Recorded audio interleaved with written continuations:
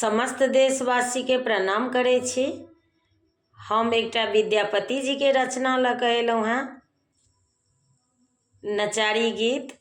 आशा करे छी जे सब गोटा के नीक लागत। डमरुआ हे गौरा लऽ गेल चोर, लऽ गेल चोर गौरा, लऽ गेल चोर गौरा, लऽ गेल चोर।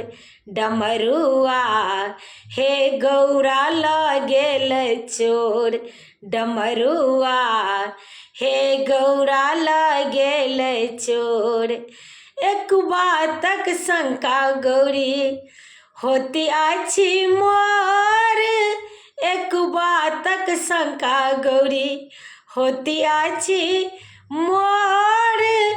तोर बाप डामरू चोरा लेलक मोर, गौरा लऽ गेल चोर। तोर बाप डामरू चोरा लेलक मोर, गौरा लऽ गेल चोर। डमरुआ हे गौरा लऽ गेल चोर, डमरुआ हे गौरा लऽ गेल चोर। जुनि उकटू शिव नैहर मोर, जुनि उकटू शिव नैहर मोर। टुटली मरैया पर इतना टिपोर, गौरा लऽ गेल चोर। टुटली मरैया पर इतना टिपोर, गौरा लऽ गेल चोर। डमरुआ हे गौरा लऽ गेल चोर, डमरुआ हे गौरा लऽ गेल चोर। कार्तिक गणपति लेलनि कोर, कार्तिक गणपति लेलनि कोर।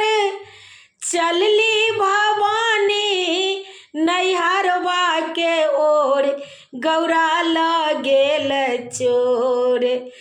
चलली भवानी नैहरवा के ओर, गौरा लऽ गेल चोर। डमरुआ हे गौरा लऽ गेल चोर, डमरुआ हे गौरा लऽ गेल चोर। 10-5 सखी शिव लैलनि बजाई, 10-5 सखी शिव लैलनि बजाई। रूसल भवानी के लेलनि मनाई, गौरा लऽ गेल चोर। रूसल भवानी के लेलनि मनाई, गौरा लऽ गेल चोर। डमरुआ हे गौरा लऽ गेल चोर, डमरुआ हे गौरा लऽ गेल चोर। भनहि विद्यापति सुनिए महेश, भनहि विद्यापति सुनिए महेश। नीलहि कंठ भये हरहु कलेश, गौरा लऽ गेल चोर।